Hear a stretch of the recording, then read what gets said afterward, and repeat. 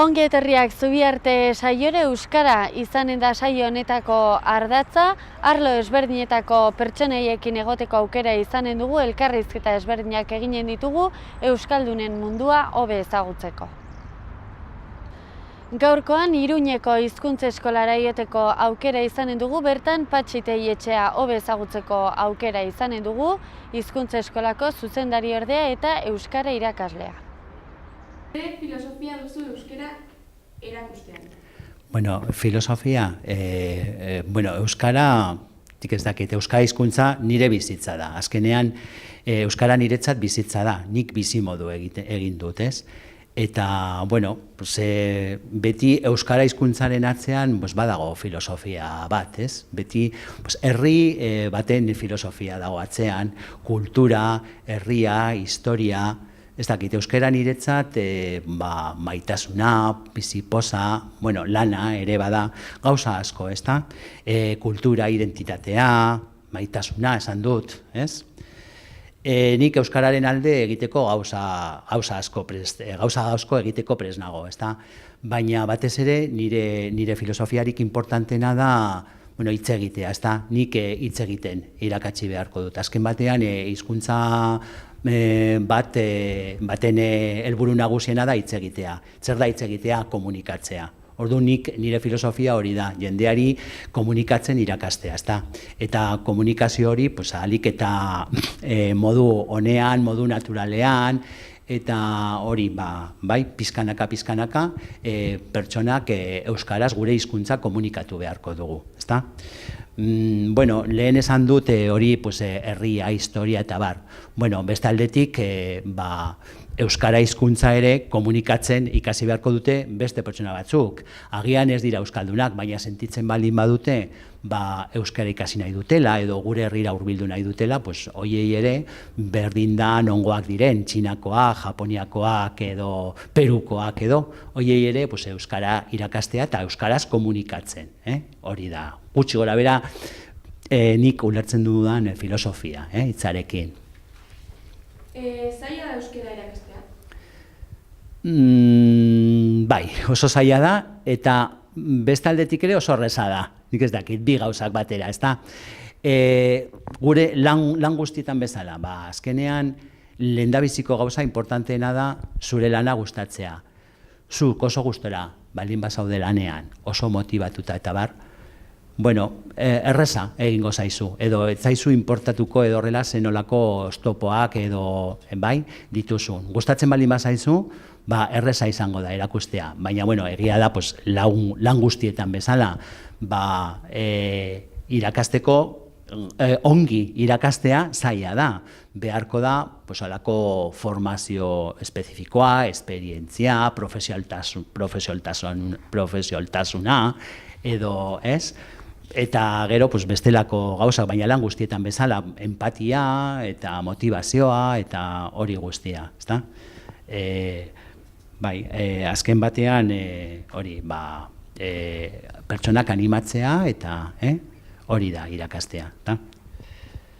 Motivazio hau hitzekin etortzen dira ikasleak euskaltegira?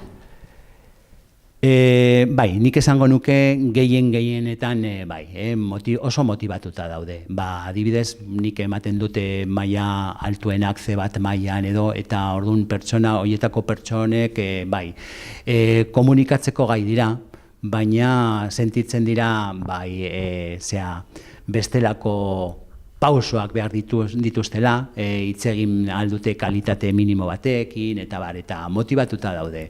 Horretara etortzen direnak, edo izango dira beste kasu batzuk ez oso motibatutak, baina gehienetan, helduen irakaskuntzan oso motibatuta daude pertsonak.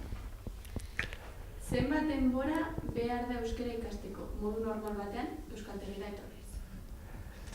Modu normal batean, euskaltegira etorriz. Hor beriztu beharko genuke, gauza bat da euskaltegian, hemen ematen duguna eta haiek egiten dutena, hemen klasetan, eta gero beste gauza bat da hizkuntza ikastea, ez da bakarrik klaseetan etortzen denean. Baina, zure galdera da, euskaltegira etorriz eta bar. Deus gutxi edo oso gutxi eginda, ez? Etxetik kanpo edo. erlatiboa da, bakoitzaren ahalmenen arabera, edo kapazitatearen arabera. Ze izan daiteke, hitz egitea modu minimo batez edo nahiko ongi samar edo, naiz eta dena ez jakin edo, 4 urte, 4 ikasturte edo horrela. Beti erlatibizatu beharko dugu, azken batean zenbat ordu euskara ikasten ari gara. Eta ordu horiek zenolako kalitatearekin edo ari gara edo. Ez da berdin zerbait ikastea irakurriz edo hitz eginez edo, ez? Orduan erlatiboa da. Oso ongi hitz egin nahi baldin badugu, bai, eta iaia akatsi gabe edo modu natural batez edo hola inongo trabarik gabe, segurazki denbora gehiago beharko genuke, bai? Eta gero, beste gauza bat da, titulo ofizial bat izatea edo horretarako beste prestaketa espezifiko bat beharko genuke, nik esango nuke. Zeintzuk izaten dira ikasleen beldur eta zailtasun handienak? Bueno, denetako beldurrak dira, ezta? Baina, bueno, batez ere edo nik hemen nire esperientzian ikusita edo jendeari nahiko beldur dio hitz egiteari, ezta? Hau da, hitz egiterakoan pertsona guztioi, edo denoi ez zaizkigu akatsak gustatzen, ez? Eta orduan egin nahi dugu ongi, eta orduan horregatik gaizki egiteko beldur hori, ez? Hitz egiterakoan. Bestelako beldurrak ere izango dira, ezta? Bakoitzaren manien arabera noski, ezta? Zuri idaztea gustatzen ez bazaizu, segurazki beldurra batik izango da, edo izan liteke, ez? Hitz egitea zailena da, uste dut, zailena da, uste dut. Orduan, kasu honetan. Eta gehien posten diena? Bai, ikasleak gehien posten dutena, ez dakit.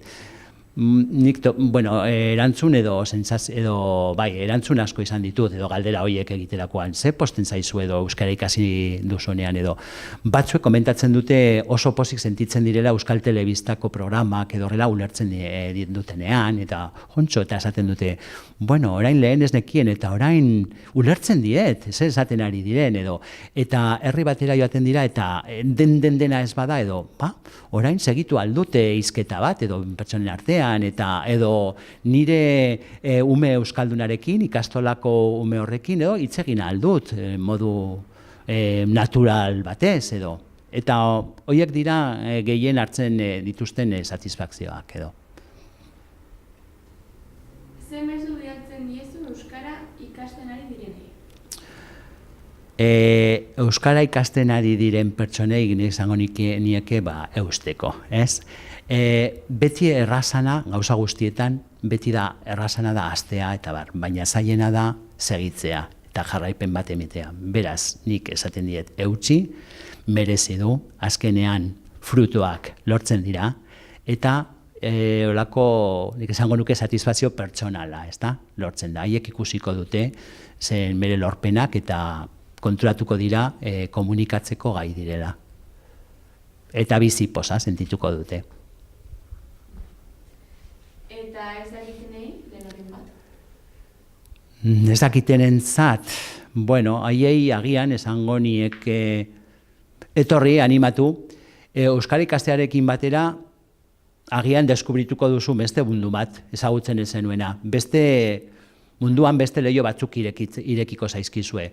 Lehen esan dut, filosofiaren atzean zer dago, euskara irakasteko filosofian. Azken batean, hizkuntza baten atzean beti badago herri bat, kultura bat. Orduan Euskal Herria ezagutuko dute, eta hizkuntza edo besterik gabe, hizkuntzak ikasteko plazer hori edo, eta nahi dugun pertsonarekin. Hizkuntza ezagutzeak ez dadila traba izan pertsona batekin komunikatzeko edo, ez? Azken batean gure helburua da munduko pertsona guztiak komunikatzea eta solidarioak izatea eta bar.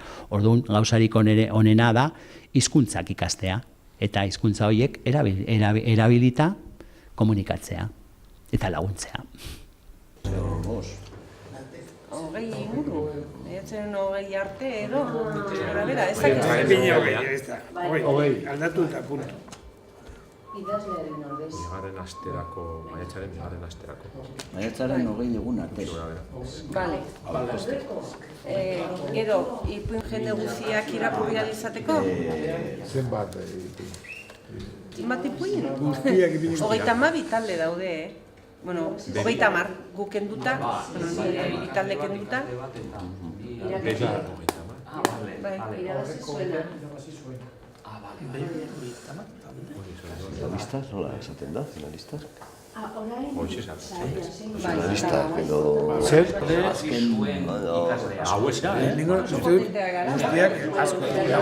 Baina hori izan behar dugun nola egingo dugun Sailkapenean...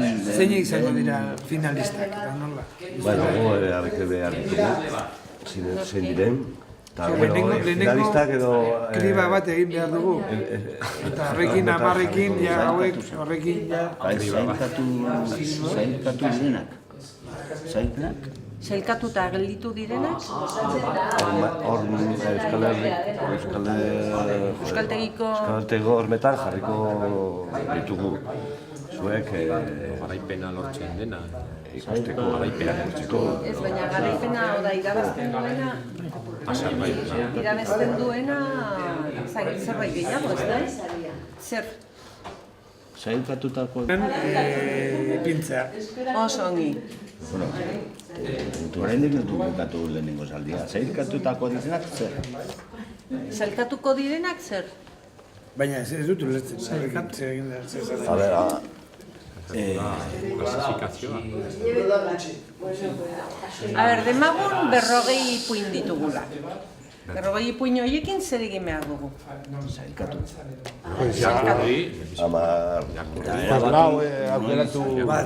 Batzuk hartu eta besteak gutxi.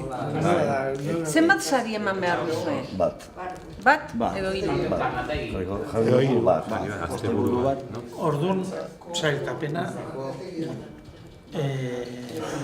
nahikoa da. Hau berena, hau bigarrena eta hau hirugarrena. Baina Hauetatik 10 zain. Ipuin guztiak oso lan handia da. Horregatik zaudete asko, irakurtzeko. Baina guztiak, ipuin guztiak.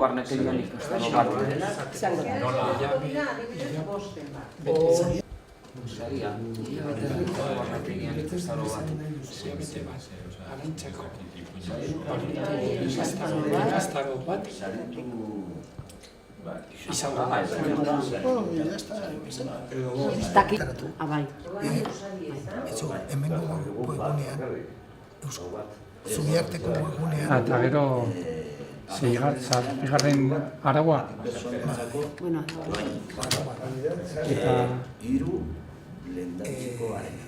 Zubiarteko webgunean zintzilikatu. Webgunean. Bigarren eta hirugarren gelditu direnak?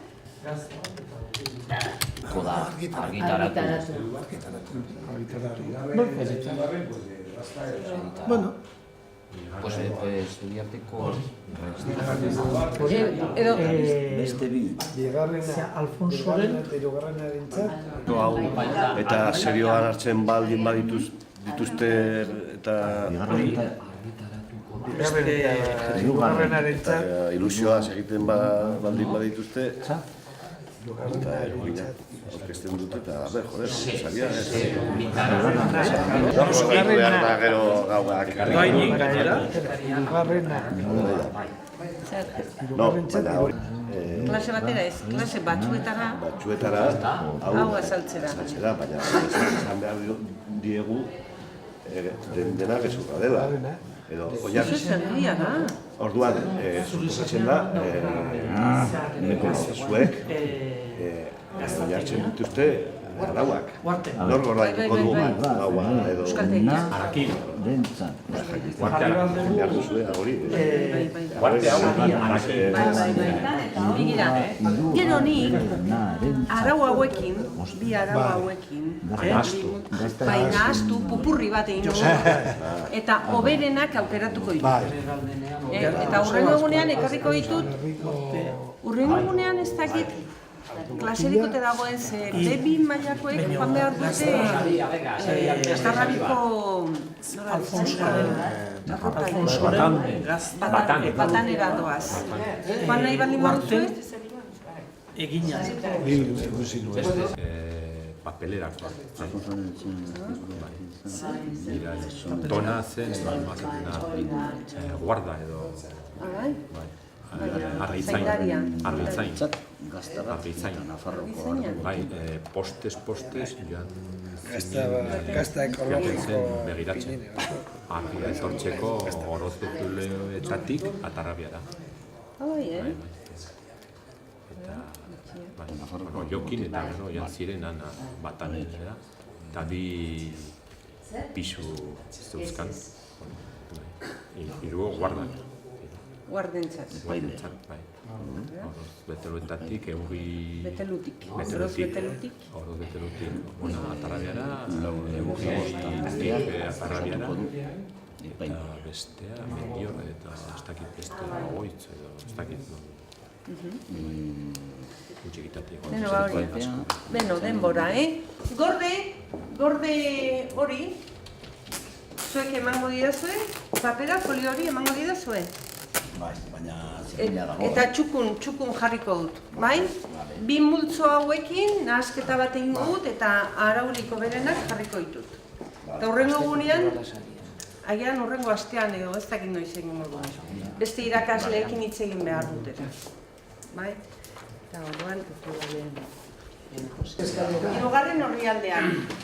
Zuek A taldea zarete eta zuek B taldea. B taldekoek duzue 8. orrialdean. 8. orrialdean. Beno, irakurri jarrera, pixka bat. Ja, nola egin behar duzuen ulertzen duzuen. Du hitzak etxi eta zuek asto edo. Asto. Hitzatik hasita, hitzetik hitzera bakarrik hizki bat alda dezakezue. Kontuan hartu behar duzue hor deskripzioak, deskribapenak, bai? Eta talde bakoitzak 10 hitz ditugu bakarrik. Bai? Eta gero bikoteka jarriko zarete eta denak osatuko dituzue. Ez dut hori azaldu. Ez, begira, ezkerraldean dauden hitzak asmatu behar dituzue, kontuan hartuta, deskribapenak kontuan hartuta, ezkerraldeko hitza jarri behar duzue. Bai? Baina, lehenengo hitzatik, bigarren hitzera bakarrik hizki bat alda dezakezue. Bai? Horrela, 10 hitz bete arte. Eta zuek 10... Ordenean dele bai edo idatzita dagoen bezala? Ez, depende. Izan daiteke lehenengo hizkia, laugarren hizkia, hirugarren hizkia... Asto eta... Beti asto horren berberan egon behar da. Hizki bat aldatu behar duzu eta horrela izango da asta. Deskripzioan agertzen dena... No, ez. Asto, asti. Bai. Bale, eta gero bikoteka jarrita, bazuek asmatuko dituzue, hauen laguntzaz, hauek azalduko dizuete deskripzioa, eta zuek asmatu behar duzue. A taldeko hizkiak asmatzeko, eta hauek talderantziz.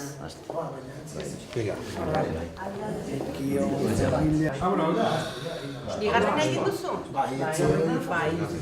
Hirugarrena ez zabakizu pasatu laugarrenera, adi asmatuko duzue. Agian asmatuko duzue. Zerbaiterako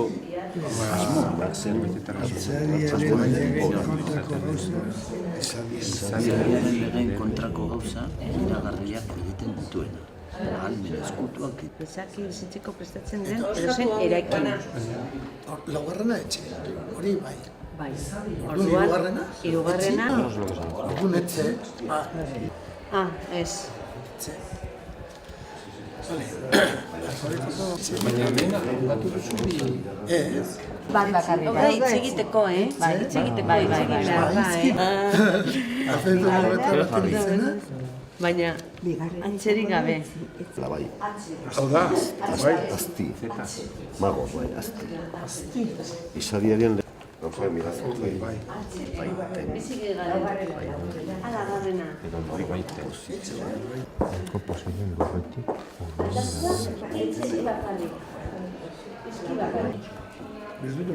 Azpia. Bai, baino azpi. Azpia. Le, baino... Azpia.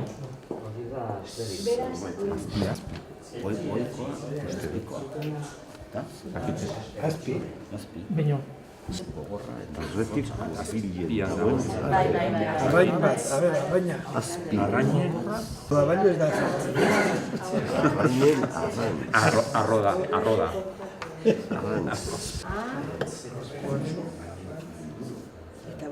Ez que hori... Atxo. Alfabetotik baten izena... Arrantza. Arrantza. Hori da definitzen, Carmen? Eta... Zea... Espina edo... Ez dakit horregatik... Ez da, arraina. Arantza.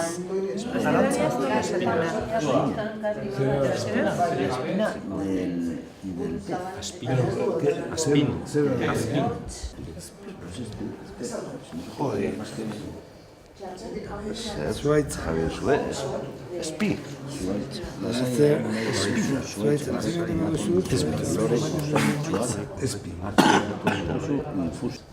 Baina, estia ez da jatekoa? Estia da... Eta zuaitza?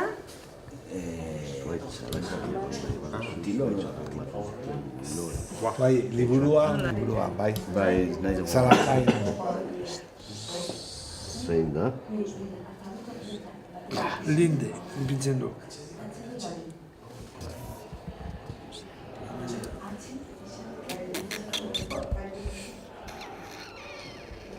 Zertaz? Nola egin dezakela? Horrela da.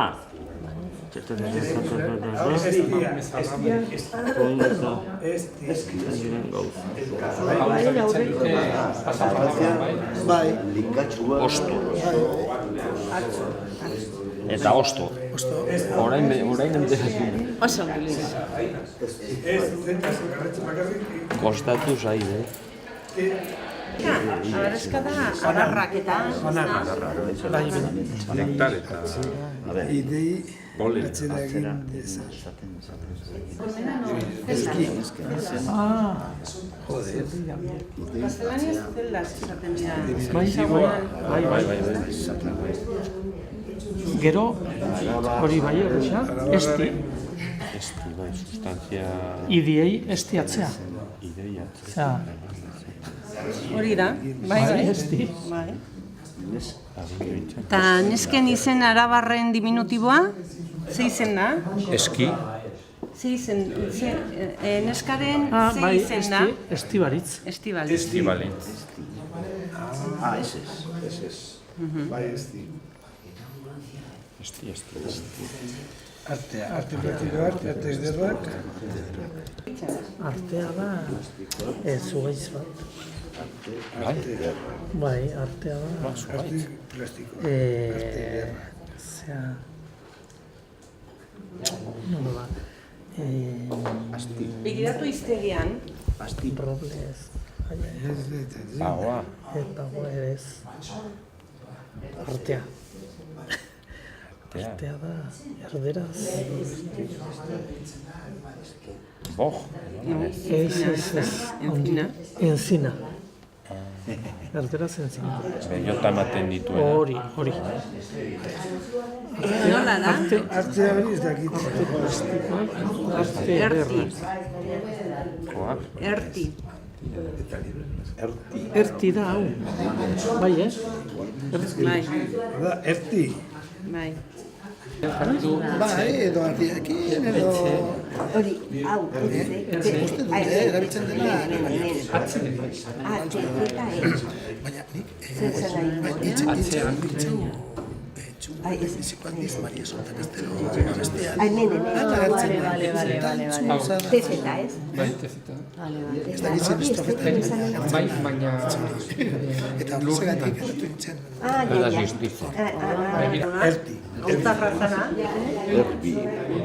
Gautarra. Animalia. Ongi, deskripzioak ematen, haiek asmatu behar dituzte. Eta zuek alderantziz, binaka jarri orain. Lehen bezala. Ugaztuna. Eta mutilak, binaka jarri.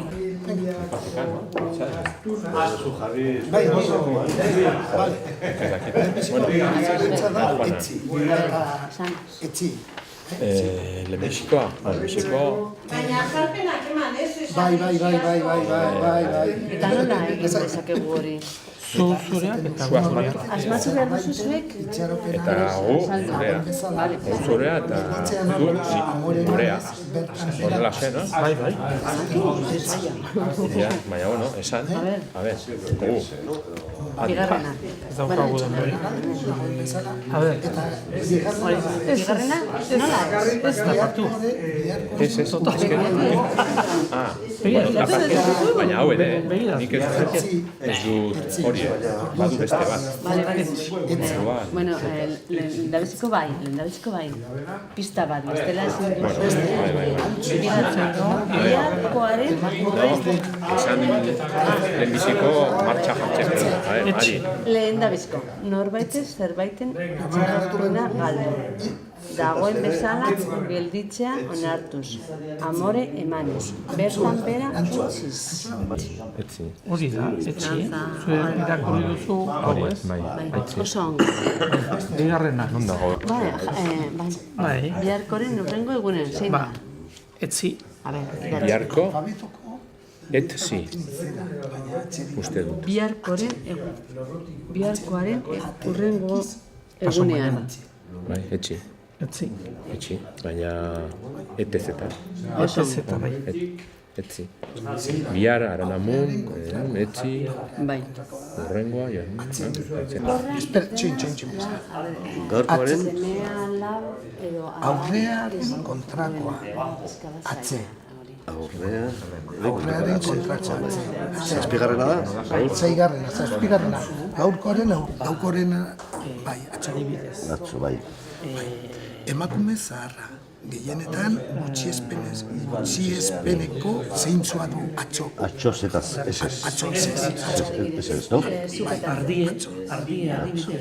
Bestea, kanidoen familiako Egin umeak. karniboroa. Txakur handi baten antzekoa, baina buru zabalagoa eta lepo. Baraia eta hor sendoagoak dituena, 8. 8. Kanidoan? Toinen adarretan hasten diren gauza, berde horiek, atxerik gabe eta kontsonanterik aldatuta, osto. Osto, baina atxerik gabe. Zurtoi? Atzera egin dezaten esaten zaien. Esti, baina ez.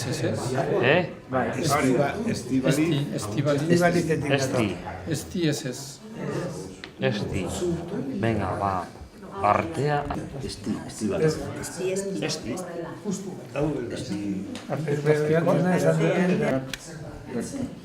Bueno, bigarrena erreza da, Putza, direina.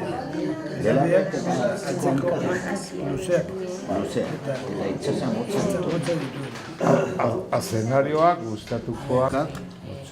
Azenarioak gustatukoak. Nola esaten? Untxi. Baina untxi ez da. Erbi. Ezin duzu ez beste gauzak aldatu. Hemen, Erdi. Erbia, liebru. Liebre. Erbi. Izatxa. Motza ditu. Zertza motza ditu. Zertza motza ditu. Rabo. Rabo ez bustana. Bustana.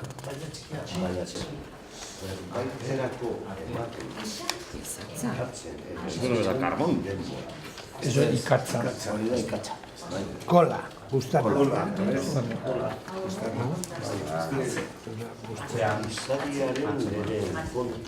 Bueno, a ver, biharkoaren urrengo egunean etzi, bai? Zezeta. Bai. Aratzen da, horrela? Erbeza, bigarren. Biharkoaren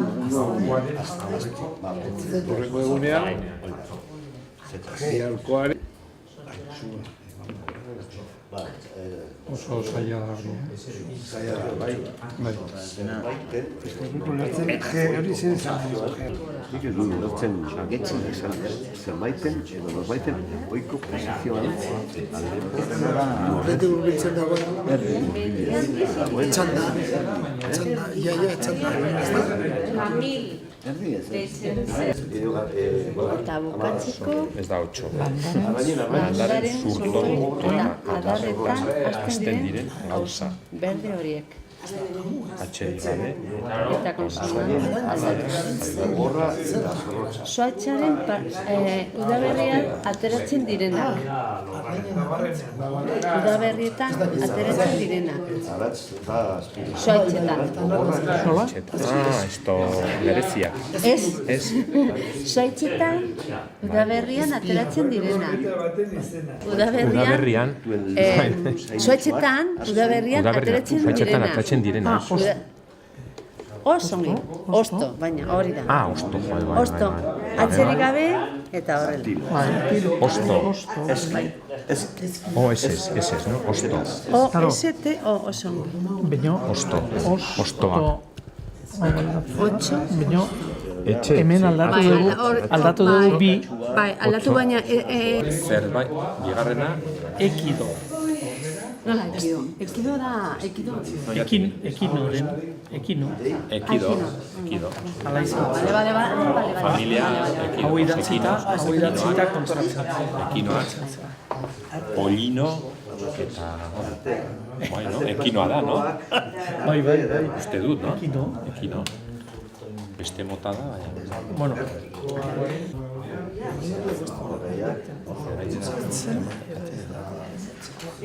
Eroa, ez. Bat nahi duzu pasatzea denbora? Astiro bezala. Astiro. Baina aldatzen da... Asti bakarrik. Asti bakarrik. Gero? Ez, bai. Idatziaren lehen. Izariaren amairugarrena, no? Bai, amairugarrena. Izariaren lehen kontrako gauza miragarria egiten dituena. Deitu zuen?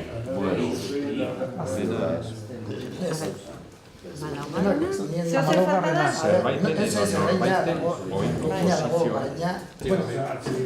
Non utzi duzu tokatzen zaiguna gu, Abantaila duzu. Ze suerte da, Bai, abantaila duzu pila bat, Eske, bere hori esan da... Egin dela alfarra egiten dute. Ez, alfarra, sí. Tokatzen zaiguna azkarragoa. Zu esan duzuna, eta hemen jarri dena. Begira. Ikusi dek esakete. Bueno, Bueno. Venga, arrain nahi. Bueno. Eskika. Zugaitza. Esti. Bai. Erlea egiten dutuen. Bai. Esti. Esti eserekin. Esti baliz, esti. Bai, esti. Esti baliz, esti, kaixo esti. Nola da? Bale, hori da. Iria atzeatzeko nola esaten da? estiatzea. Arti. Hori da, erti. Erti, bai. Da zaila, Hemen animalia zure tokatzen zaizuna. Hemen nahiko ongi jarrita da. Txia. Atxo. Erbia. Hori, erbi. Bez, azkarra zaren, luego, fijatu. Oi. Azkarra, baina azkarragoa. Behar dugu 6, eta gero gelditzen zaizkigu 4. Beno, 6 lagun eta 4. Ipuin bat irakurri behar duzue, honetan agertzen da 3 izun, oso ez polita, Juan Mari Irigoyenek idatzitakoa. Bai? 4. orrialdean daukazue. 4. orrialdean. Julio lehenengo zati irakurriko duzu. Zuk, Jose, 2. Luis, 3. 4.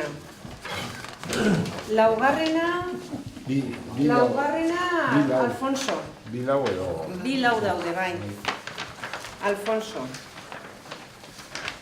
5. Juana. Ez, 5. Josebak, eta 6. Juana. Bai? Zu Juanerekin egongo zarete. Elkarrekin kontatzeko. Zu Alfonsorekin. Zu Josebarekin. Eta zu Luisekin. Bai? Eta gero... Beno, kontatu egin behar duzu. Bale? Lexikoari buruz eta momentuan galdetu eta esango dizuet ze esan nahi duten ez dakizkizuen hitzak.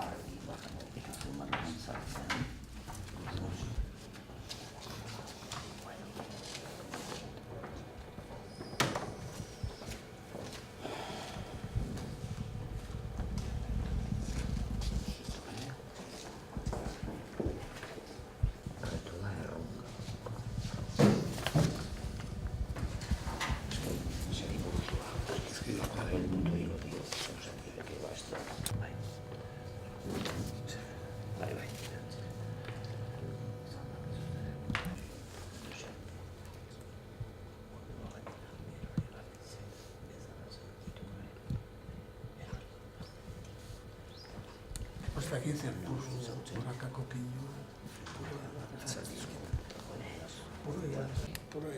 Zumarra gara eskondutako oiazuar bat naiz. A ber.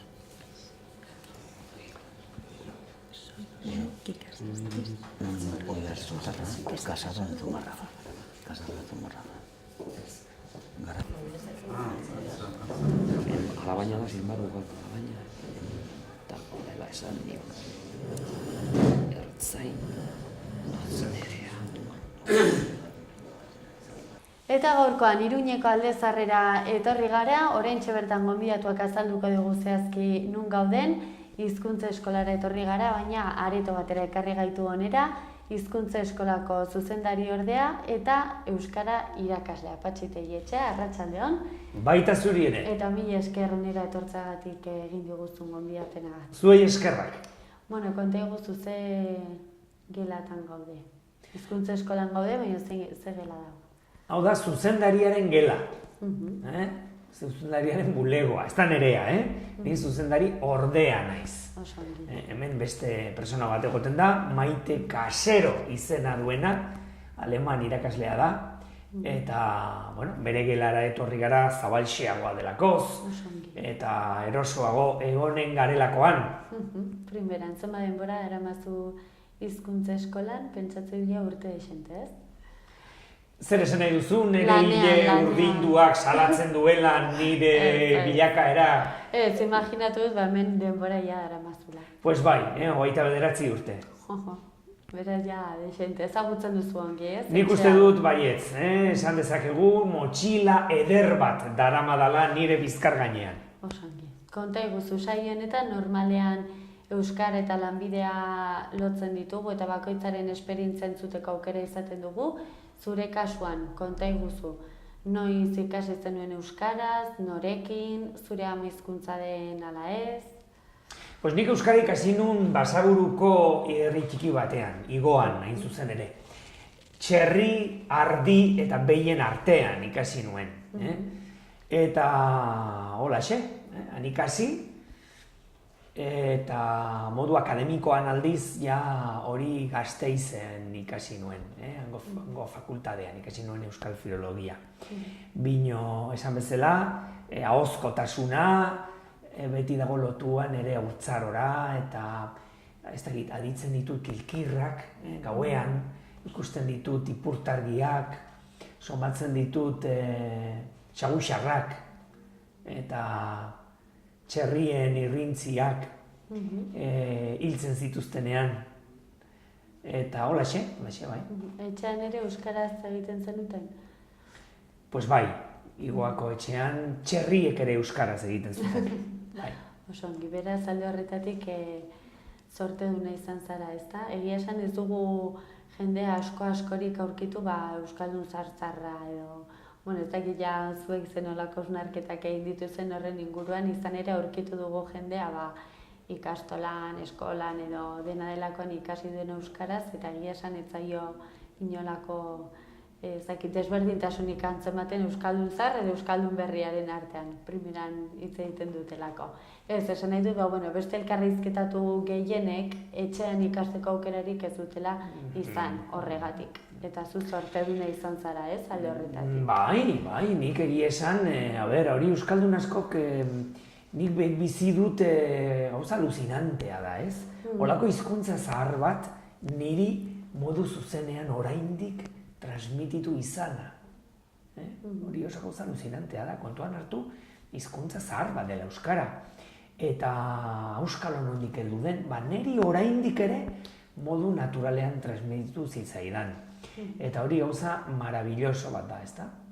Zoragarri bat, ematea, hain aspaldirik heldu den gauza bat. Gauza asko daude onak, ez dut esan hau dela munduan gauzarik importanteena, baina bai alde horretatik gauza polita da. Korretzen daiz nera eta hautsik etzekin gazteleraz. Nera eta hautsik etzekin gazteleraz. Eta holaxe eman zitzaidan niri, ezta? Eta hori gauza ederra da. Hori gauza ederra da, eta bada gauza bat ederra baita ere, eta da, gu garela generazio bat, belaunaldi bat, euskaraz ederki modatzen garenak, bino, también hablamos perfectamente en castellano. No somos aquellos vasquitos que UPN adoraba porque eran unos mozorros y unos acomplejados. Gu ez, gu lehendabiziko aldiz gara pertsona batzuk, bietan, eta nire kasuan beste hizkuntza batzuetan ere bai, ikaragarri ongi moldatzen garenak. Eta gauza garenak gure eskubideak hizkuntza guztietan eskatzeko eta aldarrikatzeko. Ez dakit ulertu duzun zer esan nahi dudan. Hemen euskaldun askok miseria eta gutxiespen konplejo ikaragarria bizi izan zuten. Hain zuzen ere Iruñera etortzen zirenak itxea garbitzera, zenbat eta zenbat euskal andre eta zenbat euskal gizon etortzen zirenak. Eta erdaldun eskuindarrek, UPN-ekoak eta bestelakoak fatxek maite zituzten. Ikusten zituztelakoz miserableak, ez zekiten kasik gazteleraz. Aldiz, gurekin gauza komplikatzen da. Ze guk aitzongi egiten diegu beraien hezkuntzan ere, eta hiritarra gara eta gure eskubideak baliatzen ditugu modu batean zein bestean. Pentsatzen dut ikasterako orduan izan zenuen aukera euskaraz ikasteko, ala ez? Ez, nik gazteleraz ikasi nuen. Nire formakuntza kulturala gazteleraz egina da. Gurasoak etorri ziren herritik Iruña herrira, aitak lana aurkituzun hemen, eta etorri ginen gure kilkir, soro eta txerrien lekutik etorri ginen Burlatara. Aldaketa txiki bat, ez da? Imaginatzezu Burlatan, inmigrazio ikaragarri izan duzen, Andaluziatik, Jaén deitzen dute batzuk Burlata, deitzen zuten orain ja ez. Eta orduan hor geunden euskaldun batzuk, erdaldun batzuk, Jaéneko batzuk, eta hortxe ginen, eta hori tokatu zen. Eta hor eskolatu ninduten monja batzuen eskolan, Amor de Diosen zuzen ere, garaietan handikan ikastolak hasi gabe ziren. Eta gainera nire gurasoak oso basarritarrak ziren, eta nire gurasoek pensatu zuten, Guk ikearri gaizki pasto di euskaz bakarrek, honek ikastala gazteleraz onge. Eta beraz... Eta haiek nahi zutena zen, bermatu nahi zutena zen, ni gaztelera ongi ikastea, haiek pasatutako lotxak eta miseriak ez pasatzeko. Eta nik beraz, EGB, nire garaian EGB guztia gazteleraz egina dut. Gero magisteritza egin nuen, baita ere gazteleraz. Bino gero euskal filologia egin nuen euskaraz. Nola izan zen euskararen alfabetatze prozesu hori? Askok eman duzue salto hori, euskaraz ikasteko aukerarik ez izan aldaketa, ez? Pues hori izan duzen itxe honetan egin zuzen ere. Iñaki Epelderekin. Iñaki Epelde, ez du sekulan atzen du, eskoitiarra, irakasle. Orain Zubiarte lehen zie zen. Eta harrekin, ondu nintzen urte oso bat alfabetatzen. 4 ordu egunero, jottake. Eta alaxe, nire ahozkotasun hori idatzizkoa bihurtu nun, H-ak eta non paratu behar ziren ikasi nun. Eta holaxe. Eta errex urte batez, 4 ordu egunero, Ez da gutxe ez da. Eta ikasi nun, eta gero lehitu, eta... Salto handia izan zen zuretzat. Euskara bazenekien, baina gero alfabetatze kontuak ez berdina dira. Handia izan duzen aldaketa, horrek eman zion balioa nik nuen altxorrari. Alfabetatzekin lehitu ahal izan donun, orduan deskubritu nitun, atxaga, eta gauz asko deskubritu nitun, mundu idatzi haunitz deskubritu nitun. Eta bai, alfabetizatzea gogorra izan zen, bino ederra baita ere, ez? Eta mundu hundi bat ireki zitzaidan, batuaren mundua, eta holaxe, holaxe. Eta gero Gasteizen, oso politi izan duzen, ezagutu nitun Bizkaitarrak, eta beren berba, Giputxiak, eta bere degu, eta det, eta historia horiek, eta iparraldeko bakarren bat ere bai, eta filologiarekin batera ezagutu nun Tartas, ezagutu nun Horixe, ezagutu nun Axular, ezagutu nun Leizarraga, ezagutu nun Mirande, ezagutu nun gauza honitz. Beraz ezagutza gehiago edukitzeko leku eta garaia proposa, ez da? Bai, imaginatzaz euskal filologia, ez? Euskaldun batentzako. Mitxelena. Bai, begira, beratera da askotan, elkarrizketa hauetan, ez? Ikasten dituzu hau zapolit asko, esaten zuko, tipula hitza, ez? Tipula, asko uste dute hori euskalduna dela. Pues hori latinetik heldu da. Edo zartagina, esaten duzu, hori bine euskaldagonik, pues hori latinetik heldu da. Sartaginen, gaztelera sarten, euskaraz zartagina. Ikasten dituzu hau asko, euskal filologian, politak denak. Behin ikasketak amaituta, lan munduan barneratu zinen, ze lekutan aritu zara?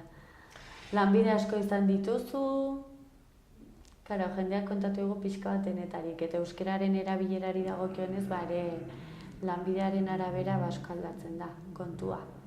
Bueno, nire kasuan, nik karrera bukatu Gasteizen, eta ni oso gizon zintzo eta azkarra izan behin naiz. Eta bukatu karrera ekainan eta irailan atera nituen oposizioak eta urrian hemen ari nintzen klaseak ematen ja. Ze sortea. Bueno, sortea eta... Bai, lan asko egiten duen ez hori lortzeko. Lan asko egin nuela, ez da. Baina, bueno, aurretikan arituan nintzen, urte batzutan aritu nintzen birtziklapen klaseak ematen, irakasleei, Nafarroko gobernuarentzat, magisteritza tituloa bai nuen, eta hori egin nuen Gasteizko karrerarekin batera, kurso batzutan egin nuen, nolabait koordinatu, ez da. Gero utzi nun karrera nahi nulakoz fundamentuz egin, bi gauzak ezin dira. Eta gero, baita ere, aritu izan du naiz, ikasketak ordaintzeko urte honitzetan ostalaritzan, kamarero aritu naiz ni. Hori zen modu bat, nire gurasoak laguntzeko eta karrera pagatzeko, ez da. Eta hor, euskara honitz erabili izan dut, egon izan du naiz Otxagabiako pestetan, Orokietako pestetan, egon du izan du naiz Mailoak izeneko dantzatoki famatuan. Eta han euskalduna unitzu biltzen zen, Mailoaketara, Mailoak badakizue, zela dantzaleku bat Azpirozko portuan, zerona, lekunbretik goiti. Gaur egun abandonatuta. Nik uste dut bai utzia da, hola. Eta han kamarero lanetan eta hantxe atenditzen dituen hango basapiztiak. Asko aldatu da, garai haietako euskararen erabilera gaur egungarekin alderatuz? Non? Nafarroa mailan adibidez, ezakit zure garai ostalaritzan aritzen zinen garai hartan, zenolako euskalkiaren erabilera zenuen, gaur egun nola ikusten dituzun adibidez herriak, euskalkien erabilerari dagokio. Iten da, euskaltzon aldean iten da euskara. Iten da, Basaburuan iten da bertakoa, beran ere bizi nahi zonain beran, eta nire iten da, bertakoa. Arazoa da lekunditan, burlata batean, egina batean, hor komplikatu gaua da, baina gero eta gune gehiago daude, karriki dela, euskaldunen biltokia dela, zaldiko maldiko dela, ekitaldiak direla, kultur ekitaldiak direla, euskara zerbitzuen lana, mintzakide, badaude ekimen desente eta guzi horiek laguntzen dute, ezta. Ezin esan, neurgailu bat ez baitut, irudipena dut ari dela, gero eta gehiago, oain. Claro, holako leku handi batean eta euskal erdalgune otan zaila dela, ez da, esatea. Edukiei pixkat errepasoa eginez, gainera irakaskuntza munduan aritzen zaren aldetik, bilakaera oso handia izan dugu euskararen ikaskuntzaren mundu honetan, hau da, ikastoletan, hasiera baten sortu zirenean, ia etzen edukirik izango, altzuten moduan eginen zuten, gaur egun nahi ditugun material didaktikoa esan nahi duzu. Baliabideak, edukiak. Bai, haunitz. Zu alor horretan aritzen zaren aldetik. Haunitz aldatu da, gaur egun eitb.eus atariak adibidez, baten dizu, nahi duzun guzia. Audioak, bideoak, edukiak, telebista guzia duzu, nahieran ere dezakezu, orain arte publikatutako guzia hortxe duzu. Ikasbil.eus hortxe duzu, mila ariketa eta ikasleentzako haitz egokiak. Berria.eus, horre ere beste leku bat oso interesgarria eguneroko berri freskoak eta eskaintzen dituen. Argia.eus, eta unitz, karrikiri.eus, hor dituzu Euskal Agenda, Euskal Zerbitzu pila bat, Euskal jendea batzen duen eta koordinatzen duen gune, arnazgune interesgarri bat bezala, Euskara zerbitzuak ere hor daude, ez dakit, irakasleok gaur egun milaka metodo eta bide ditugu Euskara freskoa gelaratzeko. Hori gaur egun baina zu hemen hasi zinenean, lehenengo urtean, berdina zen egoera? Kostatzen zen gehiago, orduan guk sortu behar genituen material gehiago, ez ziren hain freskoak, hain autentikoak, hain egiazkoak, ez da? Bino, orduan ere metodologia berriekin, aekak ere gauza asko zituen, ikak ere gauza asko zituen, guk ere sortzen genituen, eta horrere egiten zen. Dudik ez da garai haietan askoz ere irakaskuntza formalagoa zela. Eta akordatzen naiz bazirelarik eta miserable batzuk esaldiak berridatzi, adibidez, gorrotagarriak hainbeste eta hainbeste jenderentzako, horiek desagertu ziren zorionez eta orain ja komunikazioa, lautrebetasunak lantzen dira batez ere entzuten jakitea, irakurtzen jakitea, idazten jakitea eta mintzatzen jakitea. Jakitea, mailaren arabera, beheko mailetan gauza sinpleagoak, xumeagoak, eta goi mailetan ja gogoeta, reflexio, argudio, kontraargudio, mundu guzi hori ongi lantzen dugu. Osongi. Zer egin behar dugu Euskarai duen politizazio kutsu horrekin bukatzeko?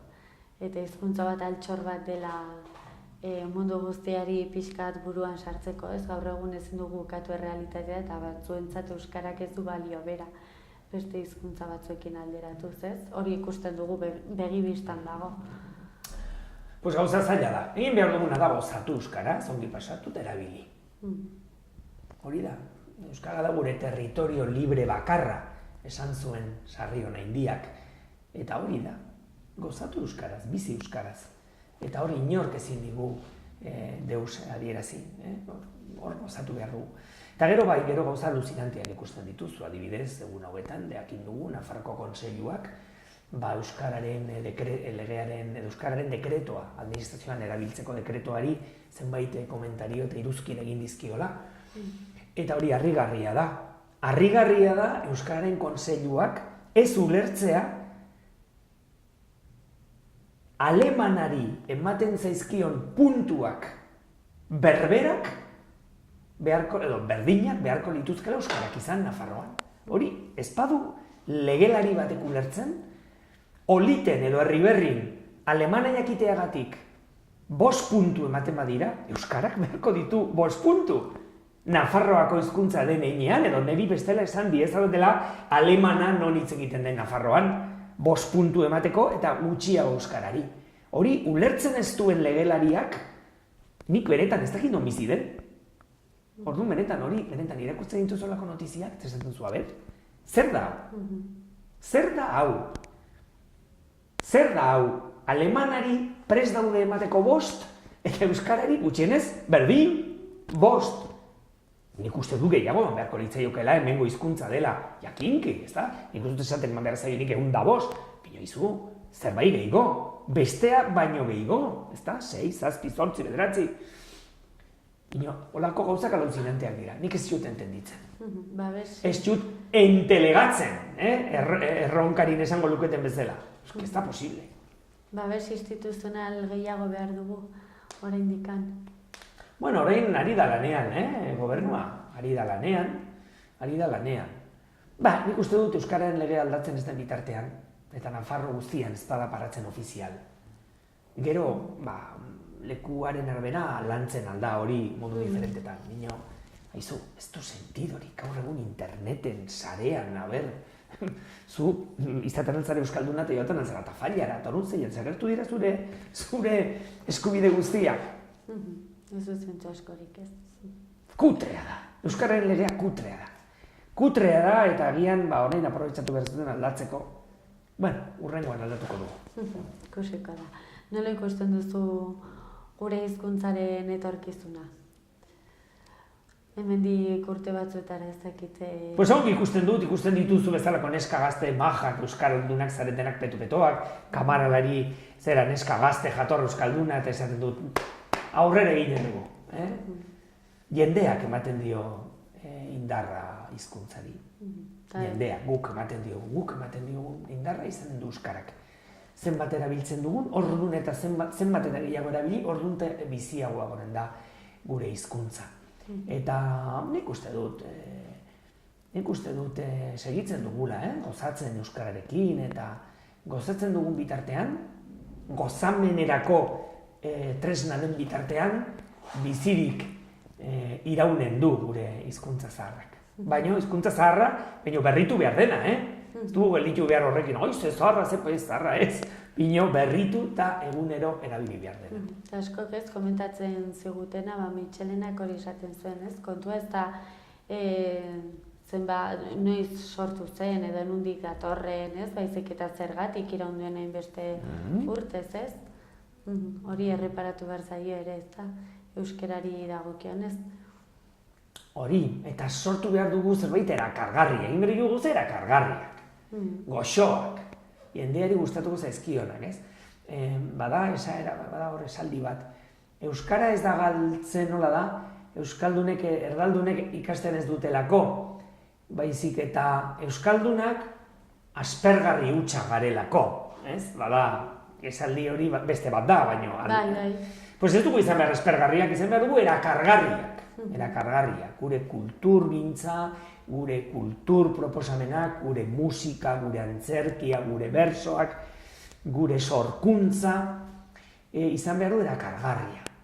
Eta jende uniz urbiltzen da euskarara erakargarritasun horregatik esaten dute. Letxe, ikusten dute betea 8.000 personekin, eta esaten dute, zer galtzen ari naiz? Zer gertatzen da hor, hainbeste gozatzen dutena? Edo ikusten dute jendea kalian, nola da, Iruñan kantuz, euskaraz kantatzen gozatzen, eta ikaragarri gustatzen zaie. Edo musikoak dantzan kalean ikusten dituzte, Eta esaten dut, nik erikasi nahi dut hori, ez? Osoa, izan behar dut zerbait. Erakargarria, ez? Erakargarria, bizitza honetan gauza aspergarriak ez ditugu egin nahi. Denak izan nahi dugu politak, erakargarriak, goxoak, ongi pasatu nahi dugu, ez dugu aspertu nahi, nahi dugu bihar gaur bino pixkoa geixeago izan. Igual, bai modu kuantitatiboan eta kualitatiboan, ez da?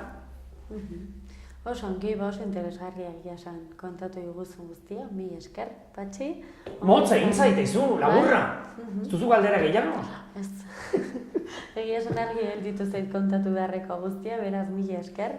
Eskerrik asko hementxe hartzagatik eta ongi izan. Bale, placer bat izan da. Nire arte. Eskerrik asko Zubiarte saioan gurekin izateagatik, mila esker, ongi izan eta beste bat arte.